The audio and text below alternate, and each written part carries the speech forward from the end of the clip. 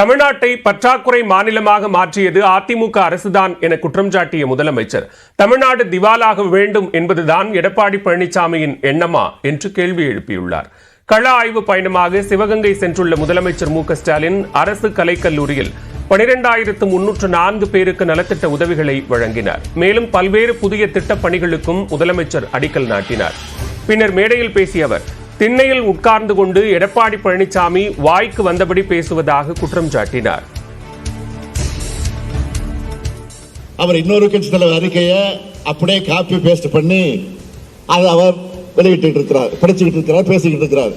பொய்களாலும் அவதூறுகளாலும் நம்ம வீழ்த்த முடியுமான்னு பார்க்கிறாங்க. உண்மையிலே இன்னைக்கு பேசுற எதிர்க்கட்சி தலைவர்கள் ஆட்சி காலத்தில் தமிழ்நாடு என்ன நிலைமையில் இருந்துச்சு? 2011 திமுக ஆட்சி காலத்தில் உபரி வருவாய் மாநிலமாக இருந்த தமிழ்நாட்டை 2013ஆம் ஆண்டு முதல் பற்றாக்குறை மாநிலமாக ஆக்கினது அதிமுக அரசு. 2017-19 ஆண்டுகளில் இந்தியாவிலேயே அதிக அளவு வருவாய் பற்றாக்குறை மாநிலமா தமிழ்நாட்டை தத்தளிக்க விட்டாங்க. இப்படிப்பட்ட இக்கட்டான நெருக்கடியில தான் தமிழ்நாட்டை நாம் மீட்டு இருக்கிறோம். இத்தனைக்கும் அதிமுக ஆட்சி காலத்தில் அவங்க முதுகு வளைஞ்சு சேவை செஞ்ச அவங்களுக்கு இணக்கமான ஒன்றிய அரசு இருந்துச்சு. அப்பவும் எதையும் கேட்டு பெறல.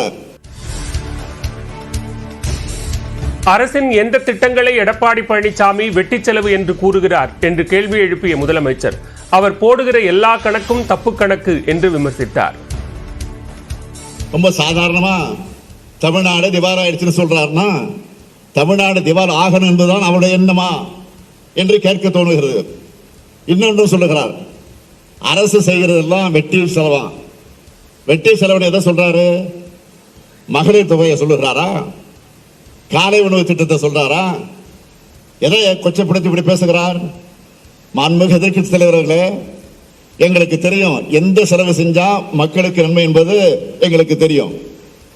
உங்க நிர்வாகத்தை மக்கள் ஞாபக மறதியால மறந்திருப்பாங்க. தப்பு கணக்கு போடாதீங்க. எதிர்க்கட்சி தலைவர் அவர்களே, நீங்கள் போடுகிற எல்லா கணக்கும் தப்பு கணக்கு தான். எடப்பாடி பழனிசாமி இருட்டில் அமர்ந்து கொண்டு அமாவாசையை தேடிக் கொண்டிருப்பதாகவும் முதலமைச்சர் கூறினார். திமுக ஆட்சிக்கு 13 அமாவாசை தான் இருக்குது என்று சொல்லி காலண்டரை கீழ்ச்சிக்கிட்டு இருக்கிற போறோம். அதான் இன்றைக்கு அவருடைய வேலை. இப்போ அவர் இருட்டில் உட்கார்ந்து அமாவாசை எண்ணிக்கிட்டு இருக்காரு. இருக்கட்டும், பரவாயில்ல. நாம் மக்களுக்கான நன்மைகளை எண்ணி திட்டங்களை செயல்படுத்துவோம். மக்களோட மகிழ்ச்சியை மட்டும் எண்ணி பார்ப்போம். மத்திய அரசு திட்டத்திற்கும் மாநில அரசு நிதிதான் செலவிடப்படுவதாக முதலமைச்சர் தெரிவித்தார்.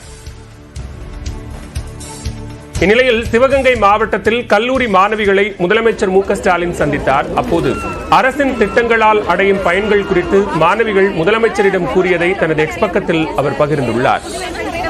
எங்களோட காலேஜ் ஃபீஸ் ஏதோ எங்களுக்கு கட்டுறதுக்கு ரொம்ப ஹெல்ப்ஃபுல்லா இருக்கு சார். அதெல்லாம் இங்க வந்து எங்களுக்காக ரொம்ப நிறைய பண்றீங்க. நாங்கள் திட்டம் மூலமா தெரிஞ்சுக்காத ஸ்கில்ஸ் எல்லாம் நாங்கள் ரொம்ப நல்லா தெரிஞ்சுக்கிறோம் சார். மசோதால இருந்து நாங்கள் ரொம்ப பெருமையும் பாதுகாப்பும் ஃபீல் பண்றோம் சார். ரொம்ப நன்றி சார்.